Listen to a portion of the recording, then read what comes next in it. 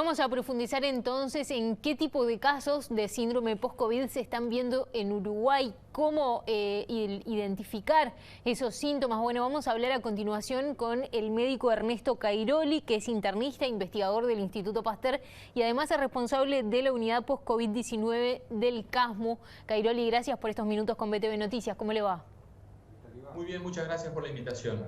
Bueno, Radi habló entonces de unos miles de uruguayos que pueden tener secuelas inhabilitantes. Si tratamos de bajar a tierra, ¿qué significa eso? ¿Qué tipo de secuelas pueden quedar a raíz del COVID-19 que tengan esas características? Bien, como compartiendo lo que decía el doctor Radi, luego de la fase aguda de la infección de la COVID, las personas más allá de las 4 semanas pueden persistir con síntomas que se mantienen en el tiempo. Pero es importante saber que de los que se infectan por COVID, la gran mayoría van a aclarar y van a desaparecer sus síntomas rápidamente. Así que solo entre un 10 y un 20% de aquellos que estuvieron con síntomas por infección aguda por COVID, en algunas series se dice que es más cantidad, pueden quedar con síntomas a posteriori de la infección. Eso se da a conocer por varios nombres en la bibliografía científica. Una de las formas en que se describe es síndrome post-COVID, otra es long COVID o COVID a largo plazo, o también COVID persistente, haciendo referencia a que las manifestaciones se mantienen a lo largo del tiempo, más allá de que se haya superado la infección. ¿Cuáles son las características? Principalmente lo que se puede ver y lo que estamos viendo, por lo menos en el centro donde asisto en el CASMU, es más o menos lo mismo que se publica en la bibliografía internacional. La persistencia de alteraciones en la memoria, de dificultad en concebir, de iniciar el sueño, una característica que se llama también niebla mental o sensación de embotamiento. Hay también una fatiga, una debilidad, que no se encuentra una causa claramente que la pueda explicar. Esa fatiga o debilidad puede estar relacionada también con falta de aire, con la persistencia de tos, con expectoración. También aparecen una sensación de dolor torácico que se refiere como opresión.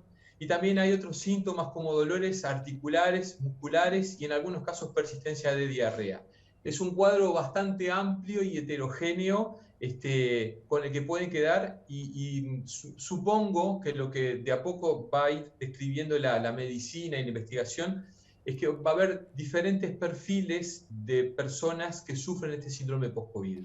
Justamente a raíz de eso que decía, de los perfiles, de lo que ya se está viendo aquí en Uruguay, ¿hay algún tipo de discriminación por edad? Digamos, ¿esto afecta más a personas con determinada edad que a otros, a los más ancianos o a los más jóvenes, o no? ¿O es muy diverso el perfil de las personas? De lo que estamos viendo, se parece bastante a la bibliografía de lo que se publica desde Europa, por ejemplo, ¿sí? Hay un perfil de mayor riesgo para desarrollar un síndrome post-COVID, que es en aquellas personas que requirieron internación hospitalaria o que pasaron por unidades de cuidados intensivos. Ellos tienen más riesgo de quedar con síntomas post-COVID, pero también a eso se les suma que pueden quedar con las secuelas propias de una internación en cuidados intensivos. Y a veces es difícil de separar unos síntomas de otros.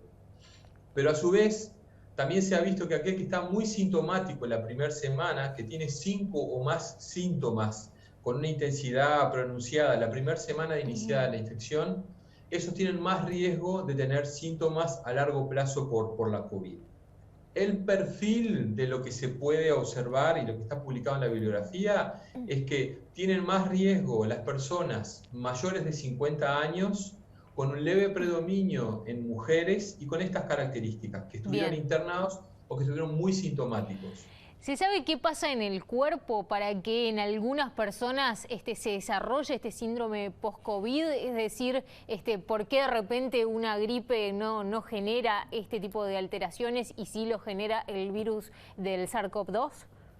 Bueno, es el motivo de la investigación de muchas áreas, tanto clínicas como de investigación biomédica o básica y aplicada. Yo quiero también destacar que cuando uno tiene una neumonía aguda comunitaria, ¿sí?, por una bacteria, un germen más o menos corriente, la repercusión sobre la capacidad respiratoria se mantiene en el tiempo. Persiste la tos, persiste el decaimiento, aquel que entrena no puede volver tan rápidamente a la misma cantidad de ejercicio que hacía antes. En el caso de la COVID, estos síntomas son más pronunciados y se prolongan con alteraciones imagenológicas en las radiografías o en la tomografía que persisten, pero además se agregan otros síntomas.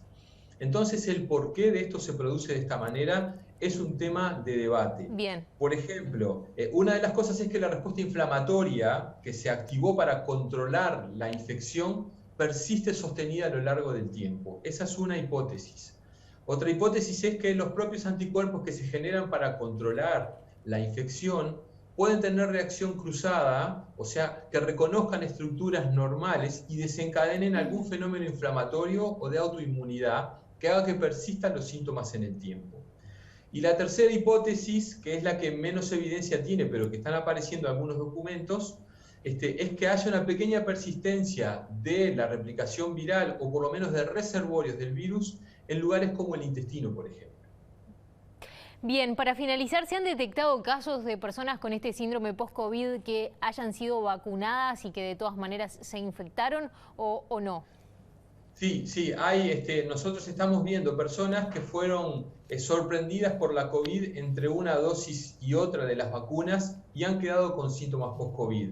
Yo me atrevería a decir que el hecho de que estén vacunados puede disminuir dramáticamente la cantidad de los síntomas con los que quedan después de la COVID, o sea que tal vez sea uno de los beneficios adicionales de vacunarse contra la COVID, el disminuir la chance o el riesgo de desarrollar un síndrome post-COVID, pero esto es algo que hay que demostrarlo, ¿sí? Esto es algo que está en investigación. Doctor Ernesto Cairoli, le agradezco mucho por estas explicaciones este mediodía. Gracias a ustedes y a las órdenes. Un abrazo.